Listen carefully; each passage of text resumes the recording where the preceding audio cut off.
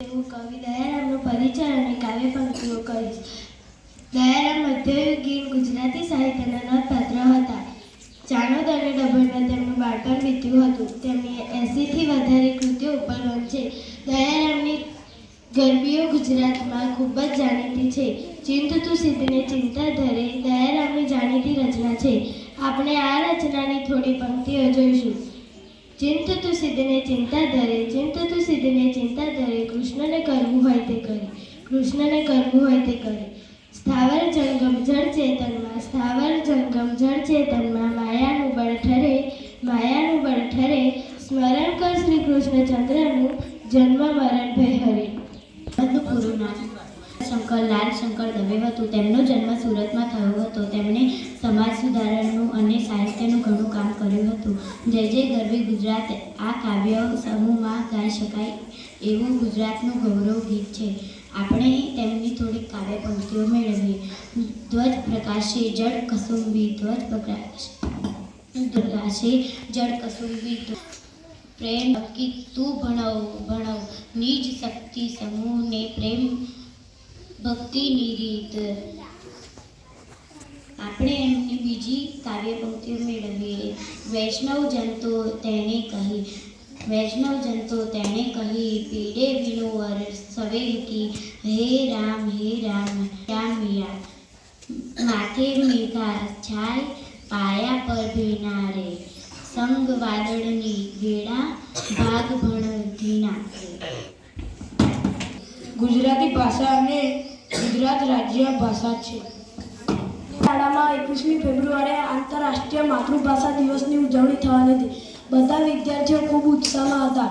આ દિવસની ઉજવણી યુનેસ્કો દ્વારા સમગ્ર વિશ્વમાં કરવામાં આવે છે, જેથી લોકો પોતાની માતૃભાષાનું મહત્ત્વ સમજી શકે છે. હું ધોરણ 8માં ભણું છું. મારી માતૃભાષા ગુજરાતી છે. મને ગુજરાતી ભાષા બોલવા અને લખવામાં ખૂબ ગર્વ અનુભવાય છે. શાળાના કાર્યક્રમમાં કવિતા અને સ્પર્ધા રાખવામાં આવી હતી. મારી ગુજરાતી મારું ગૌરવ વિષય પર કવિતા કહેવાની પસંદ કરી. કાર્યક્રમમાં દિવસે મુખ્ય શિક્ષકે જણાવ્યું કે માતૃભાષા એ આપણા સંસ્કાર, પરંપરા અને ઓળખનું પ્રતિબિંબ છે. જો આપણે પોતાની ભાષાને ભૂલી જઈએ તો પોતાની ઓળખ ગુમાવી બેસીએ. તેમના શબ્દોને મારા મનમાં ઊંડો પ્રભાવ પડ્યો. મારી વારે હું મંચ પર ગયો. મેં કહ્યું, મેં ગુજરાતી ભાષા મહાન સાહિત્યકારો જેવા કે નર્મદ અને ઝવેરચંદ મેઘાણી દ્વારા સમૃદ્ધ બની છે. તેમની કૃતિઓ આજે પણ આપણને પ્રેરણા આપે છે.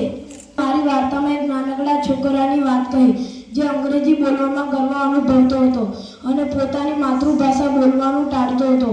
એક દિવસ તેની દાદીએ તેને સમજાવ્યું કે માતૃભાષા એમાં પ્રેમ, લાગણી અને સંસ્કાર હોય.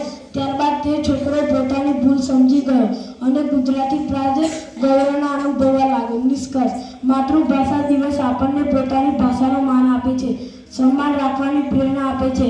આપણે રોજિંદા જીવનમાં ગુજરાતી ભાષાનો વધુ ઉપયોગ કરીને જીવંત રાખવી જોઈએ. રાજપૂત રાજકુમારી મીરાબાઈ મેડતા રાજવીના પુત્ર હતા. તેમના લગ્ન મેવાડના રાજ પરિવારમાં થયા હતા. તે નાનપણથી જ કૃષ્ણ ભક્ત હતા. શ્રી કૃષ્ણને તે ગિરધર ગોપાલના રૂપમાં પૂજતા હતા. મીરાબાઈ એક ભક્ત કવિ હતા, જેમણે ગુજરાતી અને હિન્દી ભાષામાં પદો રચ્યા હતા. તેઓ ખૂબ પ્રસિદ્ધ થયા હતા. મીરાબાઈનો જન્મ રાજસ્થાનના મેડતા ગામમાં થયો હતો.